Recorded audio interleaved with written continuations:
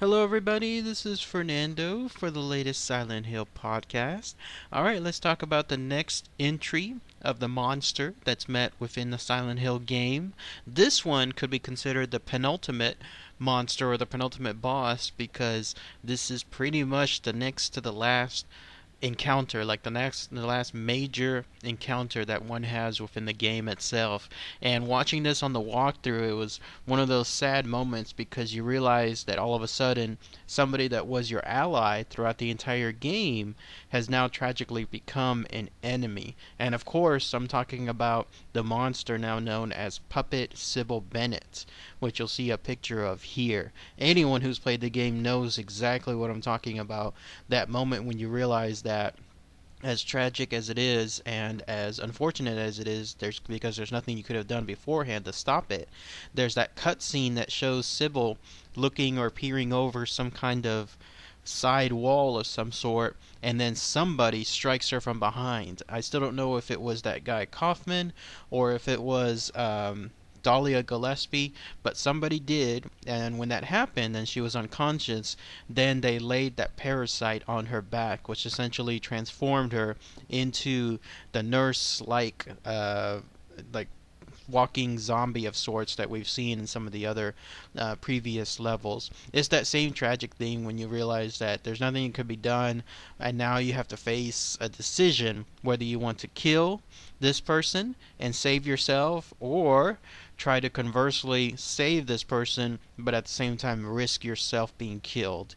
So quite a great level that the Silent Hill makers game when they did this, because whenever that cutscene first begins and it showcases yourself going up to that carousel, and then lo and behold you see a familiar figure sitting in the wheelchair, but all of a sudden she stands up, and when she stands up, instantly something looks different. Something very much is different with regards to her, and then the camera zooms in on her red-like eyes, showing that she is now possessed by this parasite. And then that's it. It's up to yourself as Harry to take action, whether you're going to again try to kill her or save her. As far as the puppet Cybil Bennett herself, all she is, she's basically the same person. There's not really much difference other than the red eyes, and then in some cases the small parasite that you'll see on the back. Interestingly enough, that parasite is not as large as some of the other nurses and doctors have in the Silent Hill levels beforehand, and it's theorized that the reason for this is because she was just barely possessed, while the other ones have been possessed for who knows how much longer time. So the idea is the longer the time that someone is possessed by these parasites, the larger that parasite grows. And then, other than that, her only weapon is still very, very deadly, which is that sidearm that she has, because of her interactions. We saw her with that sidearm throughout various other levels, using it in some cases, and here she finally is using it again, but this time against yourself as Harry. So that's it. All you have to do is encounter her and decide whether you want to kill or save her. She walks with a strange hunchback. That's the only other discernible feature that looks different with regards to her. But if you're trying to kill or save her, you've got to essentially get around as much as possible on the carousel and not stand still, because the whole purpose of it is one single shot from her handgun. She is so accurate, she is so trained, even possessed, she is still so deadly accurate when it comes to using her gun. One single shot is enough for your health to go from 100% to automatically in the red, and all it takes is one more shot and then you're dead. So when it comes to her shooting at you, you just have to run around or run behind some of the horses and try to make sure that you are not caught in that line of sight. The dude that I was watching as he was playing, that was his strategy. He was just basically running around at the opportune times. It seems like what she'll do is she'll put her gun on their side, and then she'll see you, and then she'll raise it, and then she'll cock the gun, which allows you enough time right in that split second beforehand to move, and then the shot will be missed. And then she'll once again put her gun on the side, and then wait for another opportune time. And that seems to be her strategy. She's not just blindly shooting her gun left and right. Rather, she's shooting at the best time periods when she's able to see you in a direct line of sight. And then with regards to yourself, as Harry Mason, that's the strategy as well. And that's what that guy was doing. In fact, he never really once fired or shot. He went with the strategy of not trying to kill her.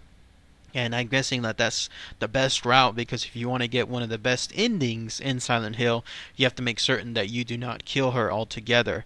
And so that's what he was doing. He was waiting for her to essentially run out of ammo, which is again another hallmark in the Silent Hill series. The reality of the game itself. If this were any other game, she would have unlimited ammo.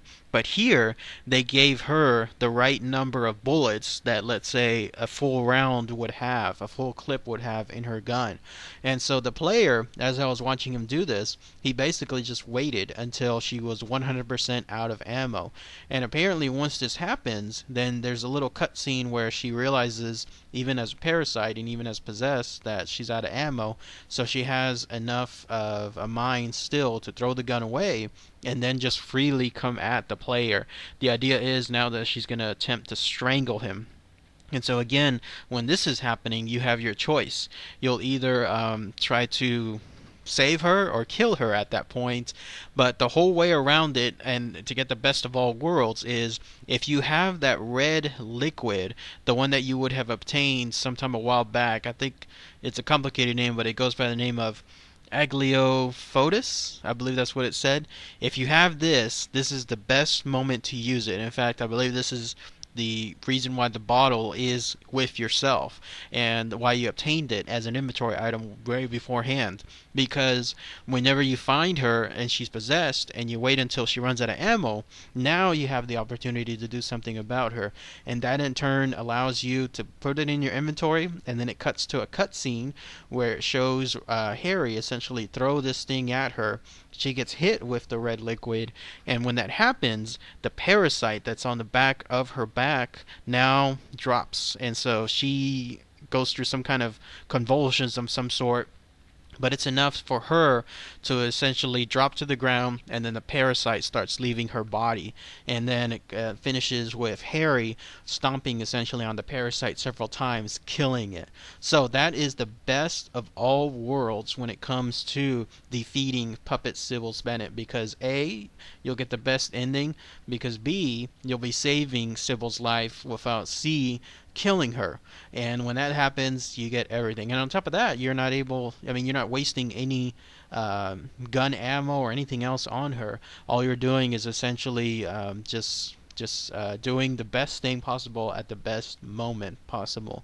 Interesting little fact too, in that same area there's a larval stalker somewhere in that park, and if you use that red liquid on the larval stalker, and you use it right then and there, then you can apparently go into some glitch mode within the game, because I don't think the game fully intended this to be like this.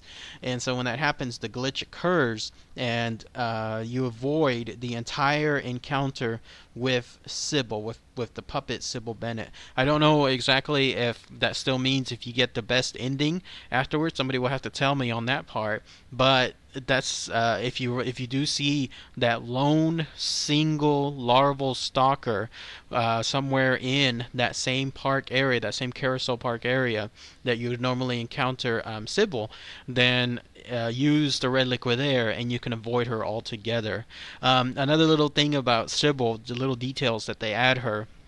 If you avoid her within the carousel, like let's say you do a full 360-degree thing on the carousel, like a trip, and then you come back, you'll actually find her resting on one of the horses, like just casually resting, as if she's just waiting for you to come back. And that adds just like an extra level of eeriness, because whenever it comes to encountering her, she will essentially do everything it can to kill you, and then when it doesn't see you, and it'll just wait for you to come back, just calmly just resting there. And then finally, when it does see you again, then Puppet Cybil Bennett will jump off the carousel, will jump off that horse, and then she'll start her rampage once again. The only other time really that Puppet Sybil Bennett is encountered in anywhere else in the franchise is in the play novel, the Silent Hill play novel, which is very reminiscent, pretty much exactly of how she looks like within the game itself.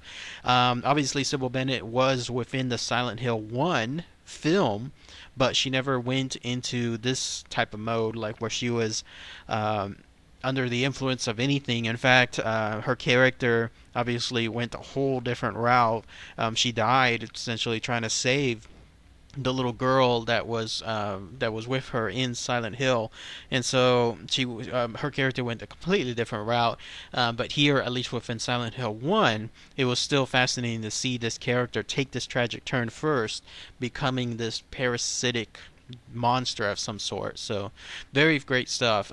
My kudos and hats off once again to the Silent Hill team for taking care of such a great scenario and just making it all the more tragic whenever you first encounter her. I haven't seen yet what it's like whenever someone kills Puppet Sybil Bennett, like the after effects of the game, since the walkthrough, the guy that I was playing did not go that route. So if somebody can let me know, because obviously at the end of the game there's that cutscene where she comes out of nowhere and eventually escapes with Harry through that portal of light.